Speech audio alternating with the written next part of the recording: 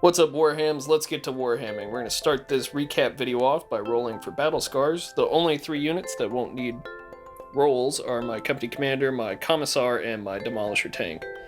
All of the rest, if I roll a 1, I'll have to roll on the battle scar table. So I'll start with my HQs first. I'll do my Primaris Psyker. Good, but close. Tank commander. Ministorum priest. My first infantry squad. Good. My second infantry squad. Good. Third infantry squad. Good. My mortars, let's see if they can get through it this time. Good. My conscripts. Good.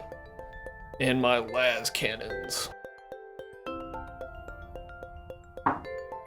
So everybody got through this without any battle scars, so we'll move on to the Ad-Mech battle scars. The Inchancere, 1, he'll take a battle scar. The Vanguards, the one with the plasma one, they're good. And then the other Vanguards, the double arc rifle, they're good. You kill the Electro Priest, so they're good. And then the robots here, so they'll take a battle scar. And then the Dune Rider. Okay, there you go. Alright, so do you want to roll on the table or do you want to lose experience? I guess I'll just roll on the table. Okay, so I've got the table right here. So a 2. You must re-roll hit rolls of 6 when resolving attacks made by vehicle model in this unit. So like 6s are bad. Oh, gotcha. So like 6s don't automatically hit. Okay, interesting. Okay. So that's it for the battle scars. You'll remember Zach's agendas for this battle were assassins and first strike. The Tech Priest Dominus killed 2 infantry squads and my Primaris Psyker again, granting him 2 points for assassins and 1 point for dealers of death, since his kill count is now up to 4. Also, he got an additional point for showing up, and this brings him to 7 experience, raising him to the rank of Blooded. So Zach has chosen Tactical Experience, which essentially refunds a command point every time he uses a command point on a 6+. As you saw, the Castle and Robots were the only unit to receive a battle scar, and Zach rolled a 2 on the table, which is Targeter's Cracked, which means he has to reroll 6s when shooting, making 6s undesirable.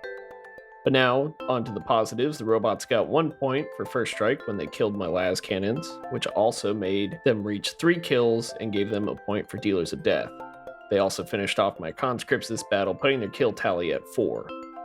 Zach has marked them for greatness, so they finish at 6 experience, leveling them up to Blooded. He has chosen Armor Bane as their battle honor, which gives them reroll wound rolls of 1 against vehicles that they target.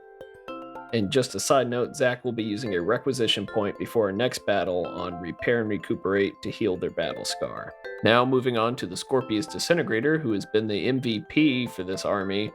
It got a point for first strike when it killed my mortars on turn 1, then got 4 points for assassins when it took out my Ministorum Priest and my tank commander, and also killed another infantry squad on top of that, earning it another point for dealers of death.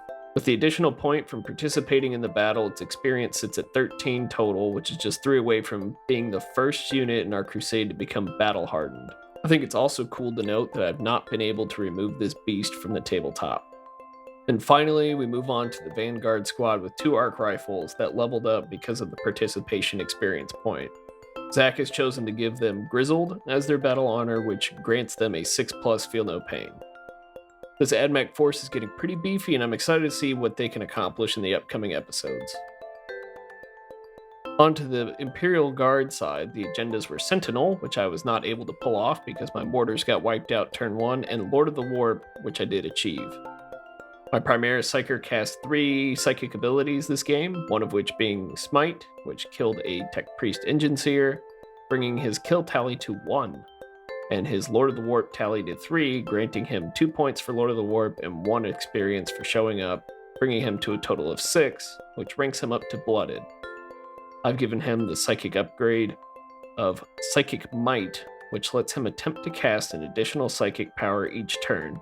So now he gets to cast 2 powers a turn. This brings us to my tank commander, which destroyed the robots and a unit of Skitarii.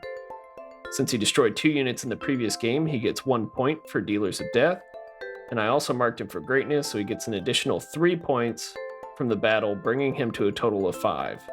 So he'll be leveling up after the next battle. I think I'll give him the weapon upgrade of Improved Sights when I level him up, so his Punisher Cannon can hit on 2s instead of 3s. The conscripts killed a unit of Skitarii, and in close combat, I might add, bringing their kill tally to 1. The Demolisher tank killed the Scorpius Dune Rider, giving it its first kill. And Infantry Squad number 2, I have their pauldrons painted so I know, finished off the Electro Priests, also earning their first kill. Everything else got 1 point for participating, and since the Astra Militarum won the battle, I get 1 additional requisition point, as was the victory condition of this game. With everything accounted for now, Zach ends the battle with a Crusade point total of 7. It'll be 8 when he heals that battle scar, and I'm ending the battle with a Crusade point total of 4.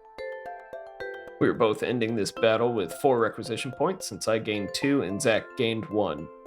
I've left a link in the description to our Crusade card Google Docs, so feel free to check that out, and be sure to subscribe so you know when I release the next battle. As always, thanks for warhamming with me, and I'll see you in the next one.